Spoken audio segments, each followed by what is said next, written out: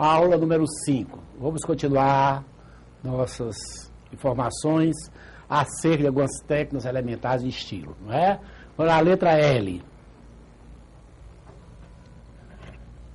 Seus olhos são lindos, sua cor é morena, seus gestos são graciosos. Crítica. Que crítica você faria a esse texto? Ordem direta, ordem direta, ordem direta. Seus olhos, sujeito. São verbo de ligação. Lindos, predicativo. Você sabe muito bem que verbo de ligação não tem objeto, não é? Nem objeto direto, nem objeto direto. Tem predicativo. Lindos é predicativo. Segunda oração, mesma estrutura. Sua cor, sujeito.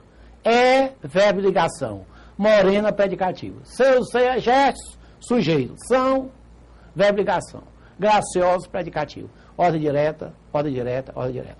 Primeira crítica. Segunda crítica, verbo ser, professor. Verbo ser 3 vezes. Verbo ser 3 vezes. Apele pelo menos para a elipse. Apele pelo menos para a elipse. Então vamos por partes. Em vez de dizer seus olhos são lindos, inverta. Lindos são seus olhos. Olha aí. Lindos são seus olhos. Né? Morena, sua cor. Morena, sua cor. Graciosos, seus gestos. Olha aí, usei a ordem inversa e evitei esse uso abusivo do verbo ser. Usar 3 vezes, né? Lindos são seus olhos, morena, sua cor, graciosos, seus gestos. Certo? Evitei o verbo ser só uma vez e evitei a ordem direta, certo? Muito bem, letra M. Iracema nasceu além, muito além daquela serra que é azul no horizonte. Não é? Você sabe muito bem, não é? Que não foi assim que Alencar escreveu. Não foi bem assim que Alencar escreveu, certo? Iracema nasceu além, muito além. Não foi assim que Alencar escreveu. Qual é a frase famosa do Alencar? Além. É não? Além. Muito além daquela serra que é azul no horizonte. Iracema nasceu ou nasceu Iracema? O que você acha? Além, vírgula, muito além daquela serra que é azul no horizonte, vírgula. Iracema nasceu ou nasceu Iracema? O que você acha? Claro que nasceu Iracema, certo? Nasceu Iracema. Agora uma observação acerca disso. Professor, o senhor falou aqui que evitar essa repetição. Além, muito além da repetição, não? O professor foi Alencar que escreveu. Eu sei, rapaz. Professor, azula, esse verbo existe? Não. E que verbo é esse? É um verbo inventado pelo Alencar. É um chamado neologismo. E pode inventar, pode usar palavras neologismo na redação de concurso? Não, de jeito nenhum. Não pode inventar palavras, não. Não pode usar crianças na redação de concurso, não. Não pode usar aborrecente, não. Essas palavras não são dicionarizadas. Eu fiz de propósito, deixei esse exemplo propositadamente para o final, para mostrar a você bem claro o que é um texto literário, o que é um texto não literário. O que é um texto não literário, certo? Numa redação de concurso, você deve fazer uma redação de língua portuguesa. Nada, portanto, de usar figuras literárias. Você tem que usar a linguagem denotativa. Que linguagem é essa? A linguagem do dicionário, certo? Na literatura, sim, você vê repetições, além, muito além. Seus olhos são negros, negros, negros, né? Mas no texto de redação de língua portuguesa, que você usa nos concursos, nos vestibulares, você não pode apelar para as figuras literárias.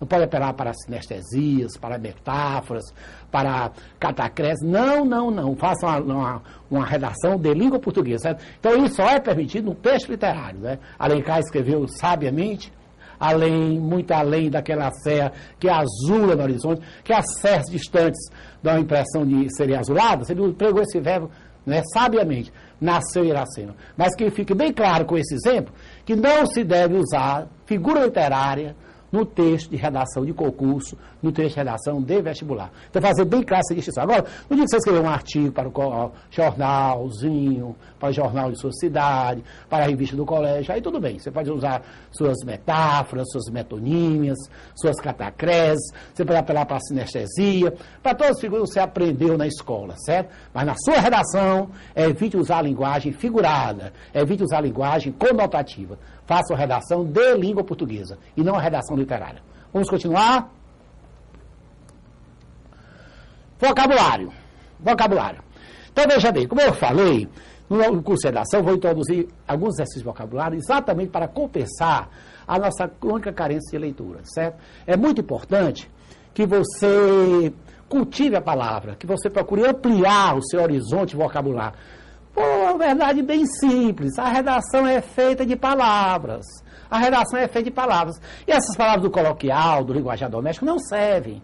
Não servem a determinadas pessoas que têm um vocabulário extremamente reduzido. Aí tem uma dificuldade imensa para escrever, porque só conhece as palavras comuns.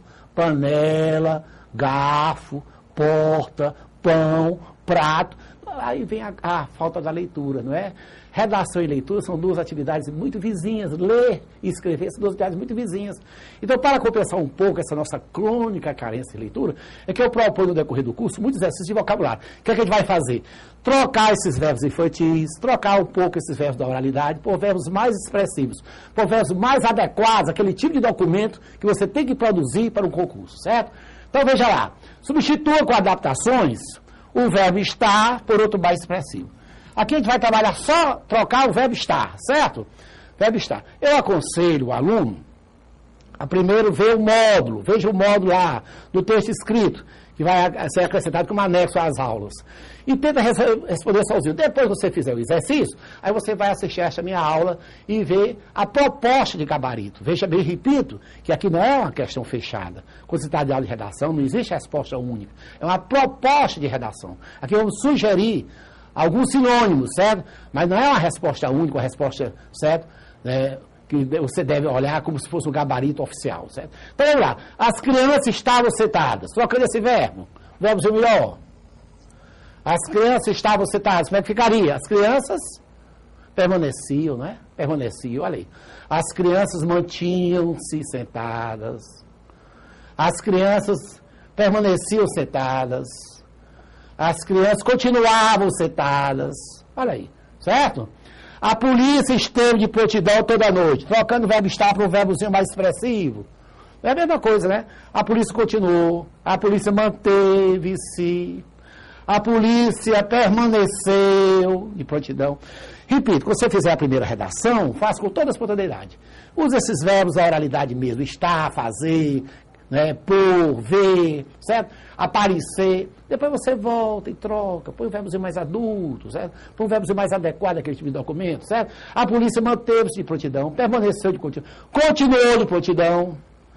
Ele estava de camisa listrada. Trocando o verbo estar para um verbozinho mais adequado, como é que ficaria? Ele trajava. Trajava uma camisa listrada, não é? Vestia, ele usava a camisa listrada. Traja, tanto o verbo mais interessante que o povo verbo estar, certo? Ele vestiu a camisa listrada, certo?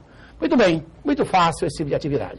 É só ter aquela preocupação de evitar os verbos da oralidade. Aí você escreve esses verbos só na primeira redação, no rascunho, na chamada redação sem censura, e quando você fizer a revisão, você volta e substitui por um verbo mais adulto. O verbo mais adequado é o tipo de documento. Estão em uma fase feliz da vida. Observe que está escrito em uma fase, não numa. Evite o num, evite o numa, evite o dum. Isso é dum, rapaz, não faça isso. Né? Evite o pru, isso aqui é pru Miguel, não faça isso. Né? Evite o pra, isso é pra Gabriela, pra, evite o pra, certo? Isso é traço e oralidade. Certo? Olha aí, estão numa fase, não, em uma fase. Então, trocando o verbo estar, encontram-se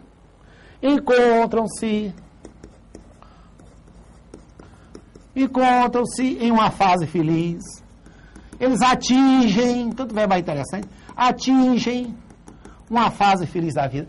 Tem que fazer a mudança, né? E fazer a adaptação da regência do verbo, certo? Eles atingem uma fase feliz da vida. Esteve desafio em profundos estudos, né? Trocando o verbo estar para o verbo mais expressivo, não é? Esteve desafio em profundos estudos. Dedicou-se, desafio. Olha aí, ó. É bem mais adequado, né? Dedicou-se, desafio a... Tem que mudar a regência, né? A profundos estudos, certo? Certo? Quem se dedica a, tem que mudar a regência, né? Ou então permaneceu, né? Permaneceu, desafio, olha, permaneceu, desafio, em, que permanece em, permaneceu, desafio, em profundos estudos, certo? O chefe esteve na solenidade.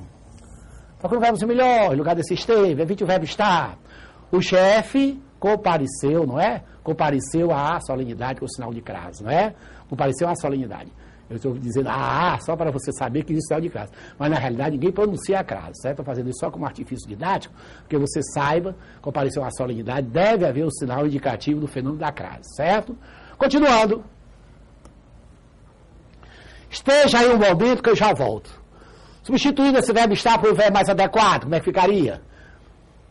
Esteja, permaneça, aguarde, permaneça aí aguarde, certo? Aguarde, permaneça aí um momento, certo?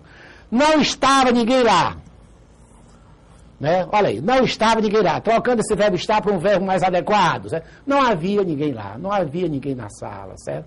Não existia ninguém lá, certo? O problema está na seleção de material. Substituir o verbo estar por um verbo mais adulto, como é que ficaria?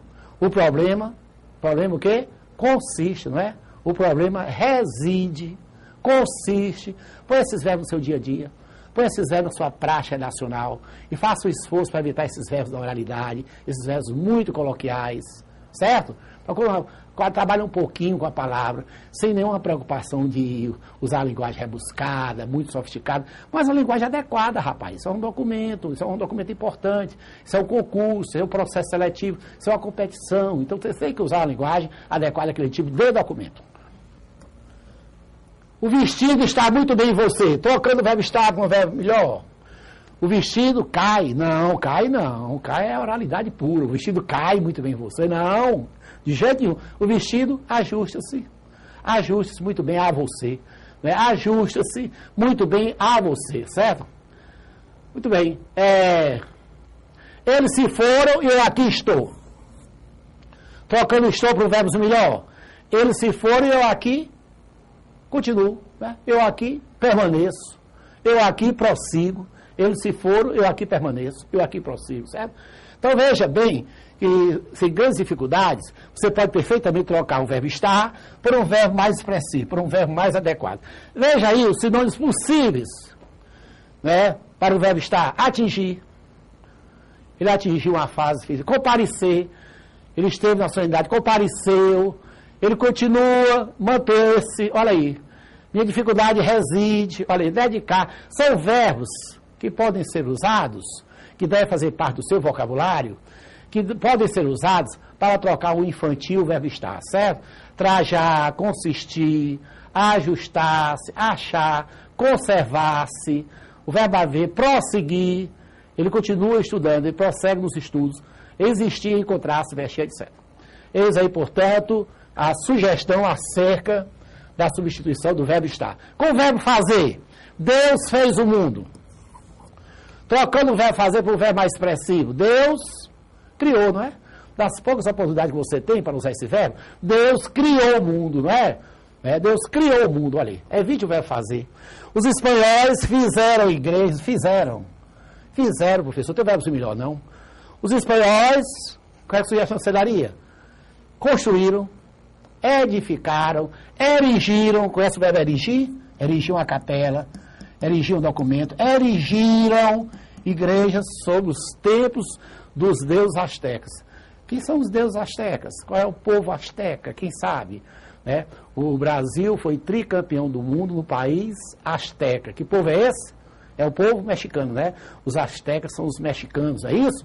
Os incas. Se o Brasil jogar contra a seleção inca, os incas são os peruanos. Os guaranis.